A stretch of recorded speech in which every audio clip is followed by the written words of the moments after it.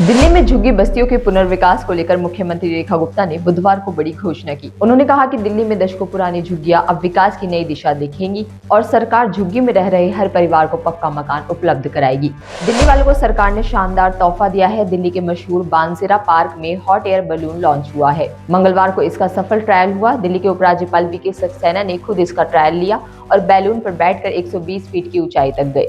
VK Saxena ने इसे हरी झंडी दिखाई। 29 नवंबर से दिल्ली के लोग हॉट एयर बलून का आनंद ले सकेंगे। भारत को कॉमनवेल्थ गेम आयोजित करने की बड़ी जिम्मेदारी मिली है। कॉमनवेल्थ गेम्स के एग्जीक्यूटिव बोर्ड ने बड़ा ऐलान करते हुए बताया कि साल 2030 CWG का आयोजन भारत में होगा। दिल्ली NCR में पिछले कुछ दिनों में हवा की गुणवत्ता में आ रहे सुधार को देखते हुए वायु गुणवत्ता प्रबंधन आयोग ने बुधवार को ग्रैप के स्टेज 3 को तत्काल प्रभाव से वापस ले लिया है।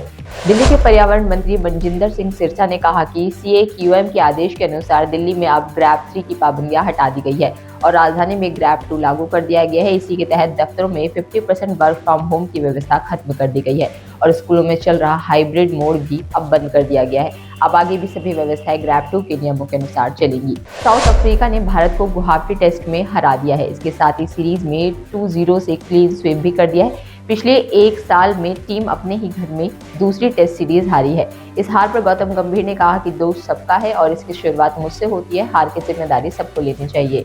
पद्मश्री सेठ किशन दास की 15वीं पुण्यतिथि पर रोहतक में नेत्रहीन कन्याओं को बुधवार को सामूहिक विवाह का आयोजन किया गया। इस विवाह समारोह में 14 नेत्रहीन कन्याएं विवाह के पवित्र बंधन में जुड़ी। कार्यक्रम में बीजेपी प्रदेश अध्यक्ष पंडित मोहन लाल बड़ौली मुख्य अतिथि के रूप में शामिल हुए और नव विवाहित जोड़ों को आशीर्वाद देते हुए उज्जवल भविष्य की कामना की। इस मौके पर बड़ौली ने जरूरतमंद महिलाओं को सिलाई मशीनें भी वितरित की। Hyderabad Chennai high speed rail परियोजनाओं की फाइनल रिपोर्ट तमिलनाडु सरकार को सौंपी गई है। इस बुलेट ट्रेन से यात्रा का समय 12 घंटे से घटकर मात्र 2 घंटे 20 मिनट रह जाएगा। तिरुपति स्टेशन सहित इस परियोजना में तमिलनाडु के 12 किलोमीटर लंबी सुरंग भी शामिल है।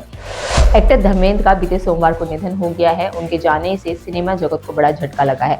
अब बड़ी खबर ये भी आ रही है कि धर्मेंद्र की मौत की वजह से एक पॉपुलर मूवी यानी कि अपने 2 का सीक्वल बंद हो गया है। इन सभी तमाम खबरों पर क्या कहेंगे आप? कमेंट बॉक्स में अपनी राय देना ना भूलें। वक्त और तमाम जानकारी के लिए बने रहिए द फ्रीडम न्यूज़ के साथ।